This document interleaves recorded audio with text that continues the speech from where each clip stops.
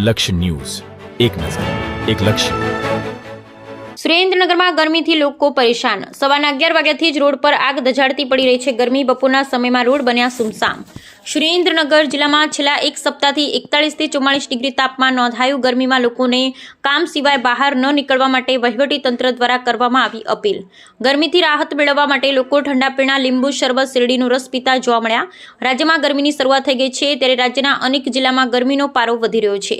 ત્યારે સુરેન્દ્રનગર જિલ્લામાં પણ છેલ્લા 2 દિવસથી ગરમીનો પારો વધી રહ્યો છે. જિલ્લામાં ગરમીને કારણે બજારો સુમસામ જોવા મળી રહી છે. બપોરના 12 થી સાંજના 5 વાગ્યા સુધી તો બજારોમાં કર્ફ્યુ જેવી સ્થિતિ જોવા મળી રહી છે. ત્યારે સુરેન્દ્રનગર જિલ્લાના રહીશોને ગરમીથી બચવા માટે ઠંડા પીણા, લીંબુ શરબત કે પછી શેરડીના રસનું સેવન કરી રહ્યા છે. ત્યારે ગરમીના સમયમાં સાવચેત રહેવા માટે આરોગ્ય વિભાગ દ્વારા લોકોને અપીલ પણ કરવામાં આવી છે. ખાસ કરી સિનિયર સિટીઝનો, સગર્ભા મહિલા, બ્લડ પ્રેશરના દર્દીઓ કે નાના બાળકો બને ત્યાં સુધી બહાર ન નીકળવું. ને જે અન્ય લોકો કામ માટે બહાર નીકળે ત્યારે કોટનના કપડાં પહેરીને નીકળે. તેમજ કોઈને ઉલટી થવી, ચક્કર આવવા જેવા લક્ષણો જોવા મળે તો તાત્કાલિક દવાખાનાનો સંપર્ક કરવા જણાવ્યું હતું. ઉલ્લેખનીય છે કે હજી ગરમીની શરૂઆત છે ને સુરેન્દ્રનગર જિલ્લામાં ગરમીનો પારો 45 ડિગ્રી ઉપર પણ જતો હોય છે. ખાસ કરી આ વિસ્તારમાં રણકાંઠા વિસ્તારમાં આવતો હોવાથી તે વિસ્તારમાં ખાસ વધુ ગરમી પડતી હોય છે.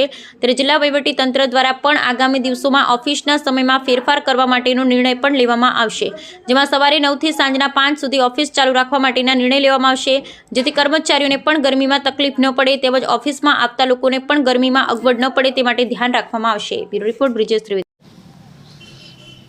મારું નામ વિવેક ગાંધી છે. આજ રોજ ધાંગધ્રામાં 2-3 દિવસથી ગરમી એકદમ વધી ગઈ છે. ઓછામાં ઓછા 10 દિવસથી 40 થી 44 ડિગ્રી વચ્ચે તાપમાન હોય છે. અને એ માટે થઈને આરોગ્ય વિભાગે પણ લોકોને બહાર નીકળવાની ના પાડેલ છે અને સગર્ભા મહિલાઓને તો એકદમ બિલકુલ ના નીકળવાનું કહેલ છે. એટલે તે ઠંડા પીણા અને આજરોજ ઠંડા પીણા અને આઈસ્ક્રીમનું પ્રમાણ વધી ગયું છે લોકોમાં. અને સવારથી 10 વાગ્યાથી સાંજે 5 વાગ્યા સુધી બિલકુલ બજારમાં ભીડ હોતી જ નથી. એકદમ ખાલી બજાર હોય છે, સુમસાન બજાર હોય છે.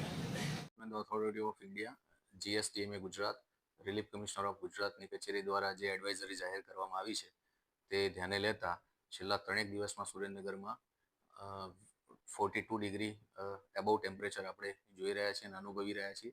આજે પણ આપણને 41 ડિગ્રી ટેમ્પરેચર અત્યારે આપણે અનુભવી રહ્યા છીએ. આગામી સમયમાં પણ ટેમ્પરેચર વધવાની શક્યતાઓ છે તે ધ્યાને લેતા અને સ્થાયી સૂચનાઓ જે રિલીફ કમિશનરની ઓફિસ દ્વારા પણ આપણને મળેલી છે તે ધ્યાને લેતા આવનારા સમયમાં જ્યારે પણ તાપમાન વધતું જોવા મળશે ત્યારે કલેક્ટર કચેરી તેમજ જિલ્લાની તમામ કચેરીઓમાં અને કલેક્ટર કચેરી હસ્તકના જનસેવા કેન્દ્રો જે તાલુકા કક્ષામાં પણ સમાવેશ થાય છે તેમાં લોકોને મુશ્કેલી ના પડે અને ગરમીથી હેરાન ના થવું પડે તે અન્વયે આપણે કચેરીના સમયમાં પણ ફેરફાર કરવાનું વિચારી રહ્યા છીએ અને જનસેવા કેન્દ્રના સમયમાં પણ આપણે ફેરફારો કરવાનું વિચારી રહ્યા છીએ. લોકોને હાલાકી ના પડે ને ગરમીથી લોકોને મુશ્કેલી ના પડે. ગત વર્ષે પણ આપણે જનસેવા કેન્દ્રના સમયમાં પણ આપણે ફેરફાર કરેલો હતો. આ વર્ષે આપણે જનસેવા કેન્દ્રની સાથે જિલ્લાની તમામ કચેરીઓમાં પણ સમયમાં ફેરફાર કરવાનું વિચારી રહ્યા છીએ. કચેરીમાં જે ફેરફાર આપણે કરવાનું વિચારીએ છીએ તેમાં સવારે 9:30 કલાકથી આપણે વિચારાધીન છે, જેમાં આપણે સવારે 9:30થી કચેરી સમયમાં ફેરફાર કરીશું તો સાંજે 1 કલાક આપણે એ સમયગાળા દરમિયાન આપણે જનસેવા કેન્દ્રો આપણે વહેલા શટડાઉન કરીશું. એટલે લોકોને પણ આપણે મીડિયાના માધ્યમથી આપણે પ્રેસ નોટ જાહેર કરીશું. આ નિર્ણય જ્યારથી પણ લેવામાં આવશે અને આવનારા સમયમાં ટેમ્પરેચર જે અત્યારે જોઈ રહ્યા છે તેનું રિવ્યૂ કરી આગામી સમયમાં આપણે એ પ્રમાણે નિર્ણય લઈશું. આ સિવાય પણ આપણે જે GSTમાંથી જે સ્થાયી સૂચનાઓ મળેલી છે તેના ડૂઝ અને ડોન્ટ્સ એટલે કે શું કરવું, શું ન કરવું, ગરમીથી બચવાના જે ઉપાયો છે અને એના વિવિધ વિભાગોને લગતી જે કોઈ બાબતો છે તેની પણ માન્ય કલેક્ટર સાહેબ અધ્યક્ષસ્થાને આપણે એક મિટિંગ રાખી હતી.